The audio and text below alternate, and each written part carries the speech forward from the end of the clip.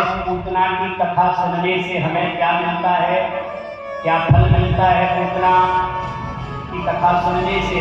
तो सुखदेव जी महाराज अंतिम श्लोक में पूतना के उद्धार के अंतिम अध्याय का श्लोक हम पढ़ रहे हैं, थोड़ा ध्यान देना। यत् पूतना मोक्षम, पूतना बद नहीं लिखा सुखदेव जी ने, क्या लिखा? यत् पूतना मोक्षम, पूतना मोक्ष की कथा है। कृष्णस्यामकमद्भुतम शृण्वा श्रद्धया मर्त्यो।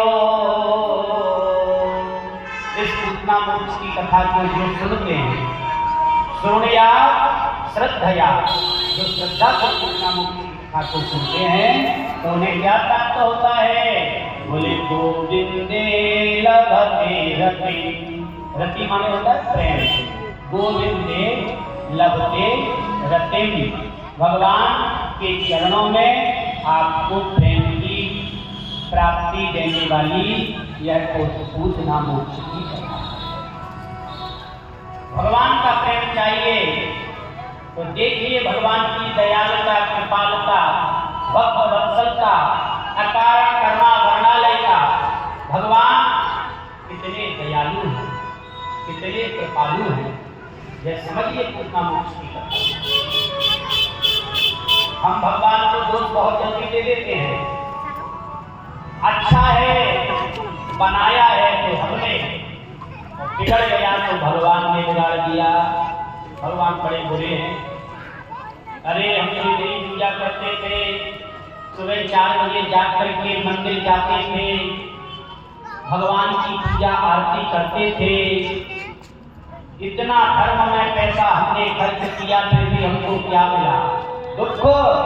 भगवान बड़ा बुरा है। भगवान को दोष देने वाले पूजा पाठ करने वाले ही ज्यादा होते हैं। जितनी ज्यादा पूजा पाठ करते हैं और कहीं ज्यादा परेशानी मिल गई तो वह आस्तिक लोग ही सबसे ज्यादा नास्तिक होते नजर आते हैं। कई लोगों को हमने देखा है खूब पूजा पाठ कराते हैं और कहीं कोई कर्म के प्रभाव की दुर्घटना घटित हो जाती है, भगवान की पहले पूजा बंद करते हैं। बोले भगवान ने हमको कुछ नहीं किया। अरे हम ये विचार नहीं करते कि भगवान के हाथ में सुख और दुख है ही। भगवान ने अपने हाथ में न सुख रखा है न दुख रखा है।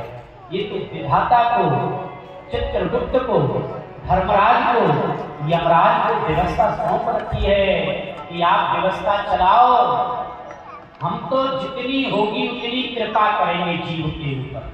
भगवान कभी नहीं बिगाड़ते, भगवान कभी नुकसान नहीं करते, भगवान कभी हमेशा भगवान के प्रति आप कभी दोषारोपण नहीं कर देना, अन्यथा जीवन बर्बाद हो जाएगा भैया। भगवान कभी नहीं किसी का बिगाड़ सकते हैं। बताइए हम पूतना मोक्ष की कथा सुन रहे हैं, जब पूतना का नहीं बिगाड़ा भगवान ने, मारने के लिए आई, क्या क्या नहीं करने के लिए आई। यह दयालुता विचार कीजिए भगवान के अंदर कितनी होती है। दोष अपने आप को देंगे हम। किसी जन्म में हम किसी का बुरा करके आए होंगे तो हमें बुरा दंड मिला है। जितने भी परिवार में लोग हमारे साथ हैं, ये हमारे कोई साथी नहीं है, सब अपना अपना भुगतान करने के लिए आए हैं। कोई पत्नी के रूप में, कोई पुत्र के रूप में, कोई पिता के रूप में, कोई दादा के रूप में, कोई नौकर के रूप में, कोई ससुर के रूप में। जहां जिसका जो भी लेन देन शेष रह गया है वह भुगतान करने के लिए सब आए हैं। किसी जन्म में, पिछले जन्म में हमने किसी के पुत्र की हत्या कर दी होगी तो विश्वास मानिए वही लड़का आपका लड़का बनकर के आपके यहाँ आएगा, भरी जवानी में चला जाएगा, आपको इस प्रकार का दुख देके जाएगा, हिसाब बराबर हो जाएगा। आप इस जन्म में रुपया देके, रिश्वत देके बच सकते हैं, लेकिन यमराज की अदालत से कोई नहीं बच सकता है। भगवान तो जितना करते अच्छा करते हैं, उतनी दयालुता ही करते हैं, अपनी कृपालुता ही करते हैं। सदन कसाई की आपने कथा सुनी होगी। एक ब्राह्मण थे, कसाई गाय लेकर के जा रहा था।